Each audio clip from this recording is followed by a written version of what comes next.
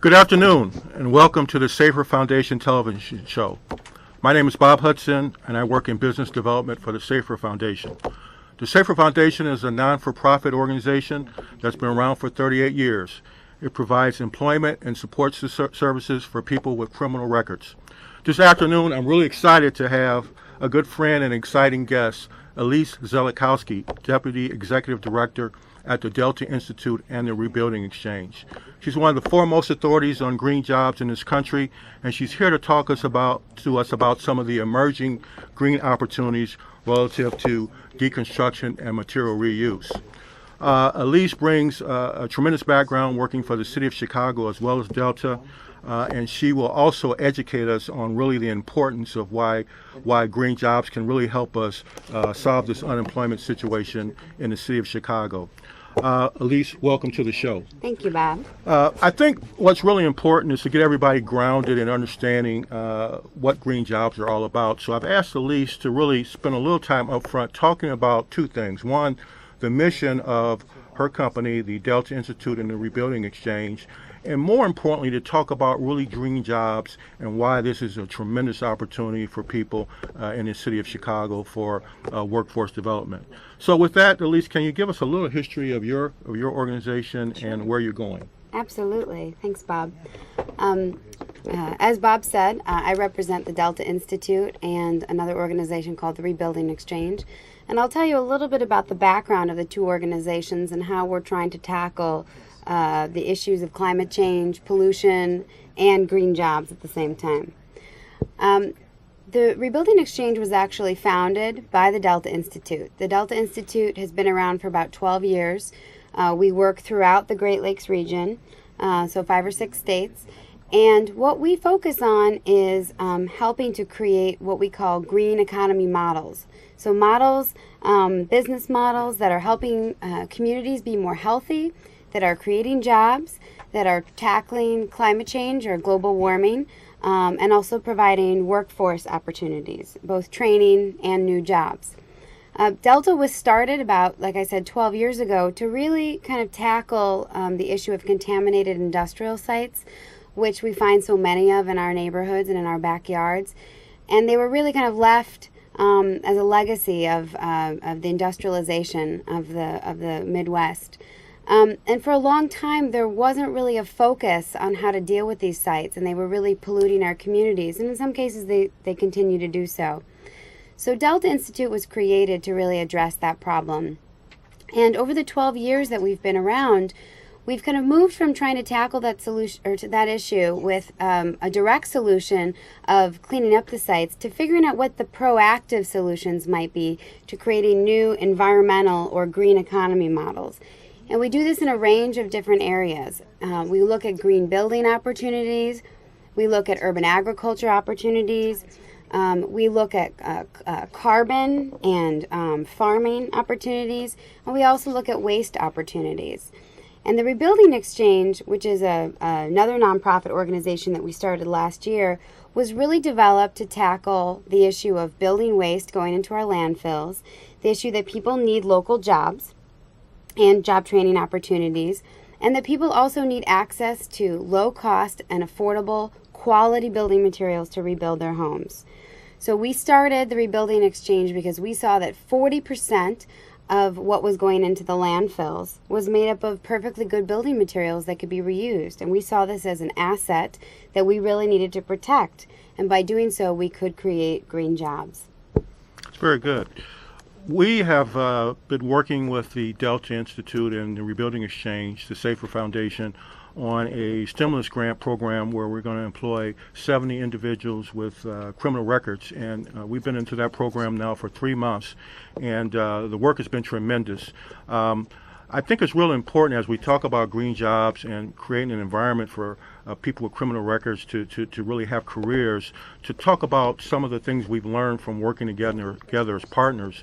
And one of the things I want Elise to give perspective on is really what have been some of her observations of working with Safer's clients, what are some of the things that have impressed her, some of the things that she can talk about relative to their productivity, to their innovation, and also to their general work ethic. So, Elise, can you talk about how we got started, some of your initial reservations, and Sure. where we are today with the program? Sure.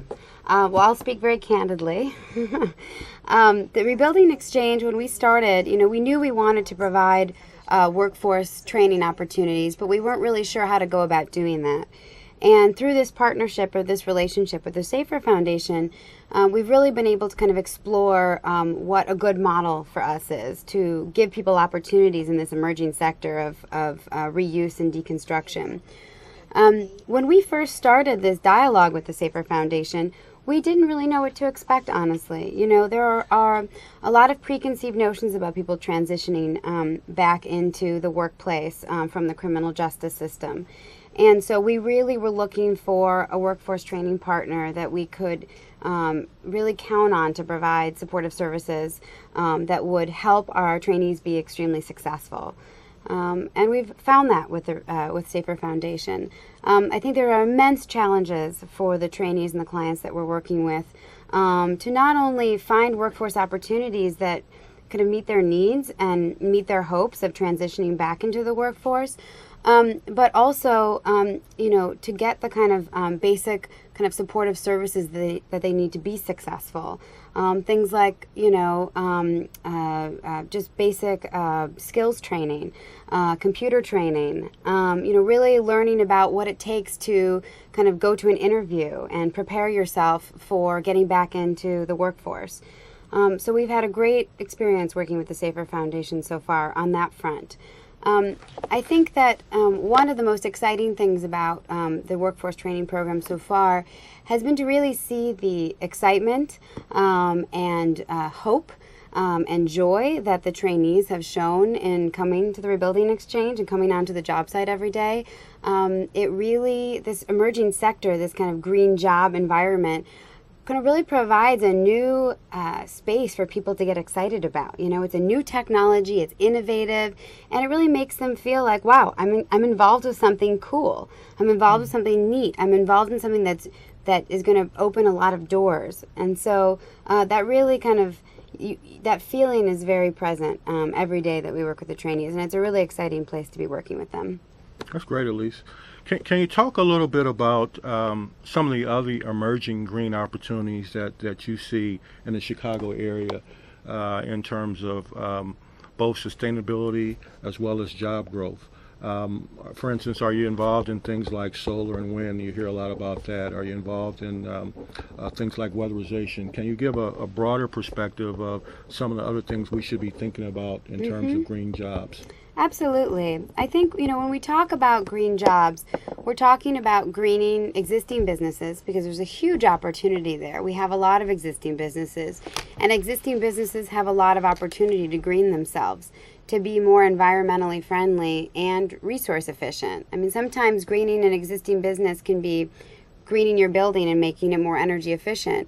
Or if you have a manufacturing process, it's about reducing your waste or cleaning some of the toxins out of your system so that you're not contributing to water pollution downstream. So there's really kind of two areas that we see this kind of emerging green job sector to really cover. And so existing businesses and then new emerging sectors like renewable energy with wind and solar.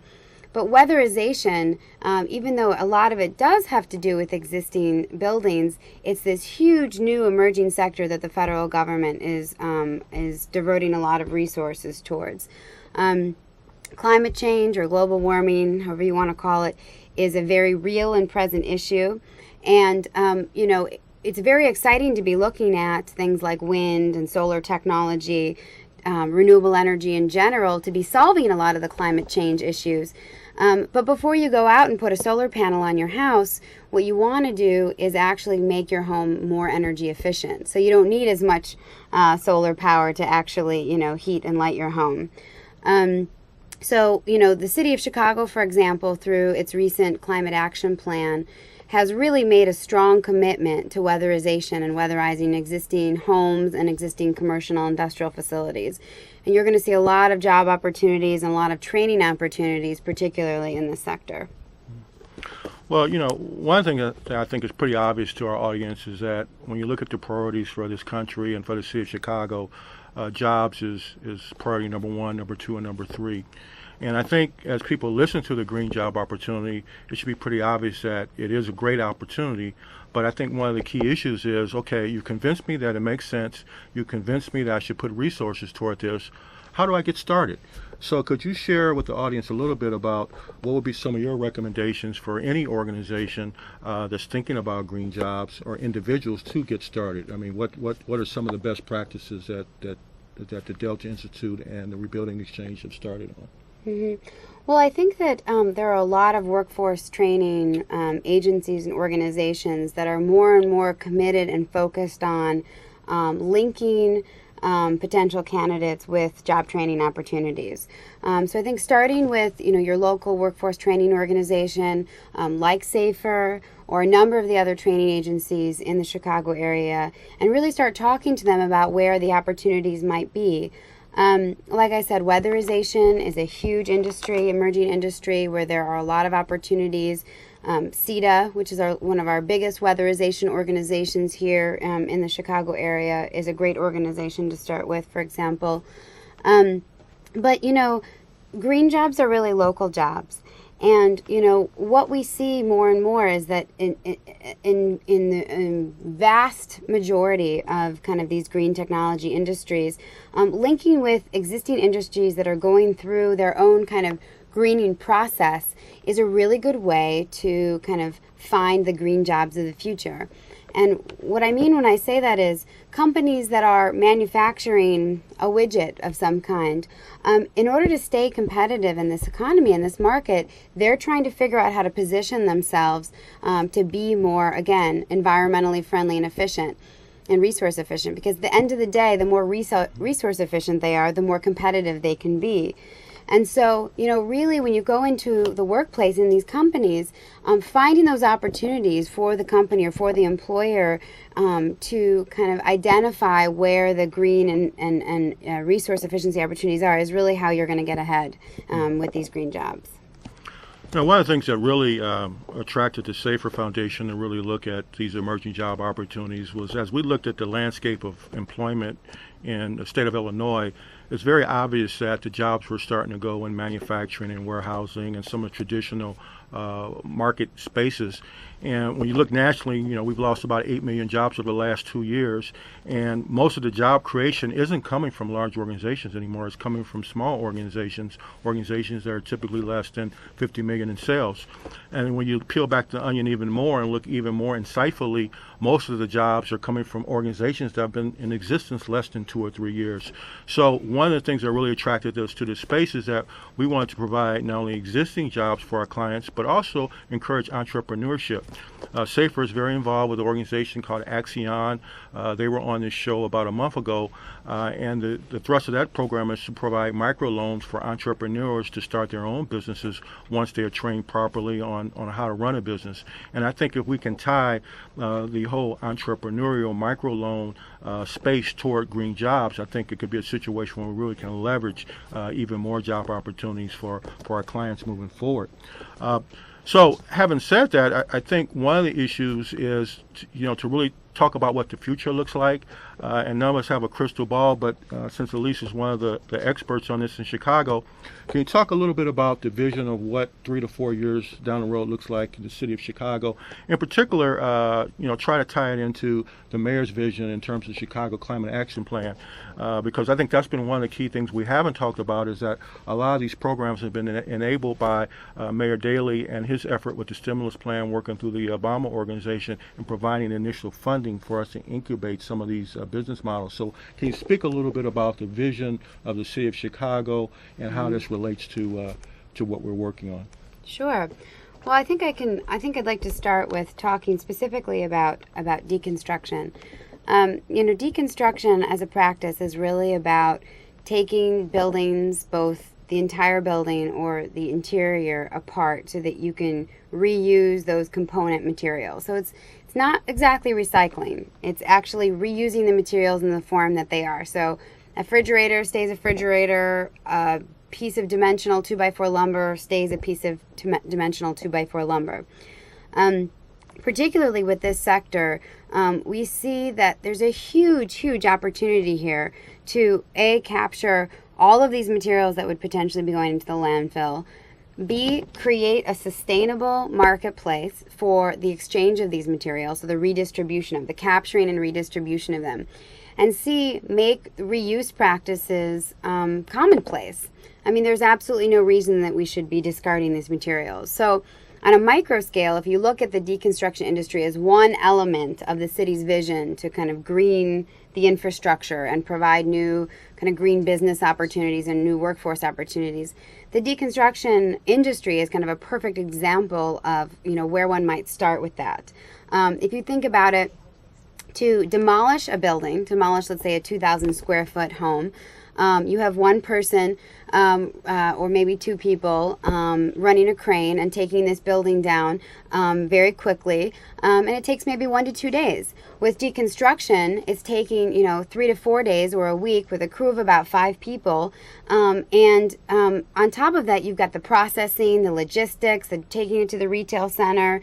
So if you think about all the jobs that are created by just using this deconstruction practice over this demolition practice, there's a real opportunity there. And again, to echo what I said before, green jobs are local jobs. These are local, they cannot be outsourced. And they're really protecting the assets in our community. It's great. I think you've got people so excited. We actually have a caller. Great. So let's hear the caller. Hello. Hi, I was just tuning in, and I wanted to know what do I have to do to get started, to get training, or to get training for a green job? Like, is there a number to call? Yes, there is. The Safer Foundation has a number. You can see it behind me.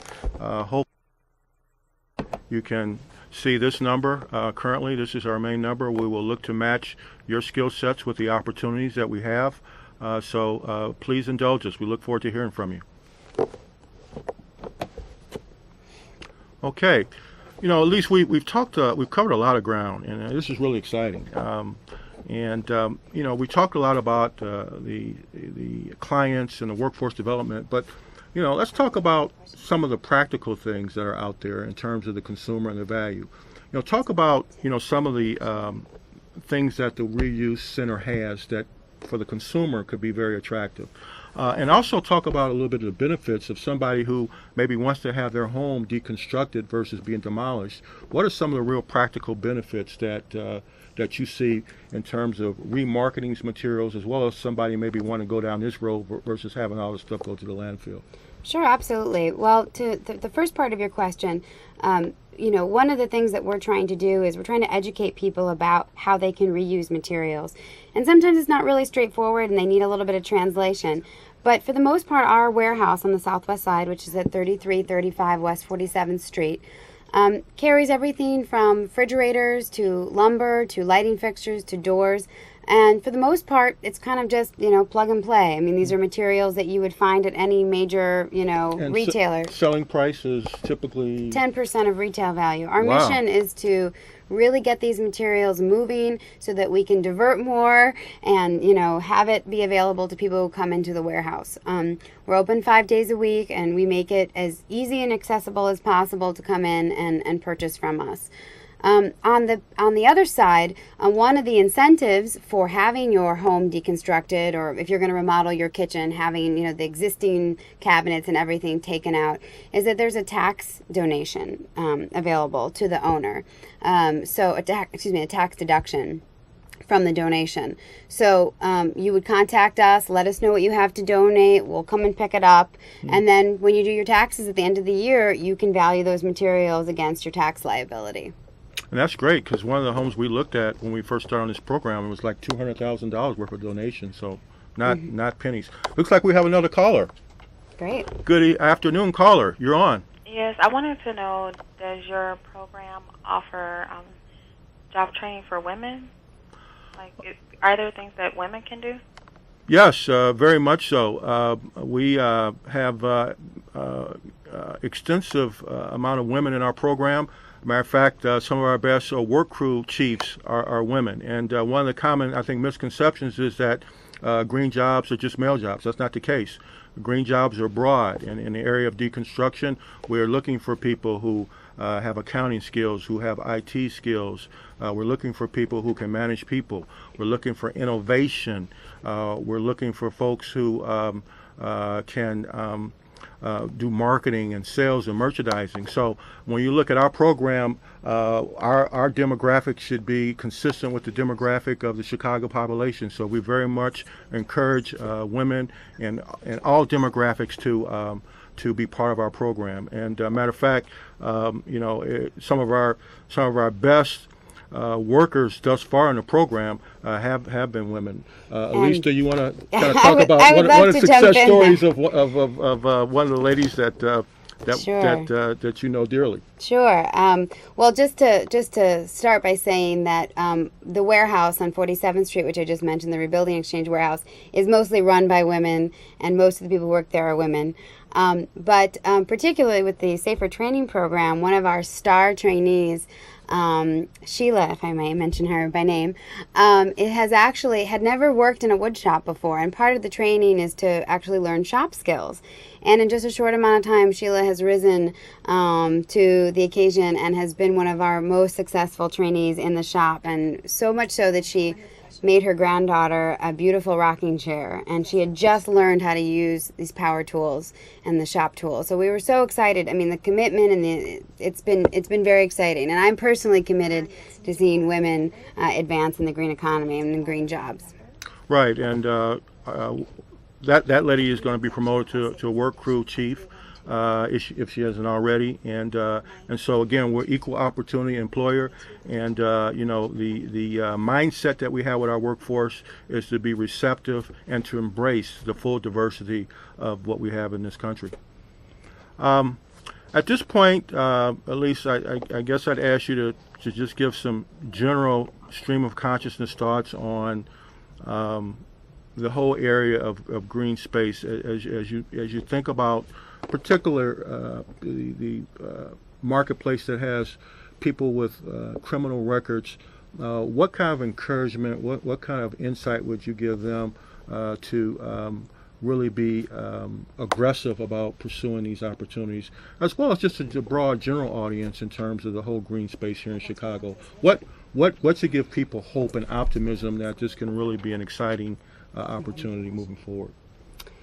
Well, I think that with this administration, we've seen in the work that we do, we've seen that there is a renewed commitment to community involvement, to community activism, and to improving one's community in general. And I think this kind of green space or environmentalism or green consciousness, whatever you want to call it, I think kind of really provides an opportunity for people that might not have had opportunities before to engage, to find jobs that are in innovation, that are productive in contributing to a healthier economy and a healthier environment, and that are giving back to their communities. Everything from urban agriculture and putting community gardens into one's neighborhood. Urban farming is becoming a huge thing these days because, as transportation costs rise, it's very costly to get produce from, another country, another hemisphere. I mean, this is a big issue we're having. So, when we're looking at what these jobs are and where the opportunities are, this new economy and the limitations that we're experiencing with energy costs rising and environmental issues becoming kind of front and center, kind of guiding companies to make different decisions, we're being given a whole new chance in the green economy to give people jobs that make them feel good about themselves. And I would encourage anyone who's kind of in a transitional job space to start asking questions about what those jobs are, what those opportunities are, and how they can kind of contribute to this growing effort. Well, that's great, Elise. I think as we look at wrapping up the show, there should be a couple key takeaways for everybody. First of all, Green jobs are real. This is not a pipe dream. We have real, tangible, empirical evidence and data that says that real jobs are being created, and people from all walks of life can do the work. Number two, there's no better alternative. As you look at the economy, as you look at industries across the board, no other opportunity offers the growth that this market opportunity presents, and it's estimated at least 3 million jobs on an annual basis nationally. And number three, there's some real practical things that we share with you. Everybody can get started on this. There shouldn't be any barriers. The only barrier is the lack of innovation that you have. So with that, we hope you're optimistic, and we'll continue to work forward with the Safer Foundation and other organizations that work with disadvantaged workers and workers from all spans of Chicago. So thank you for your attendance. Thank you.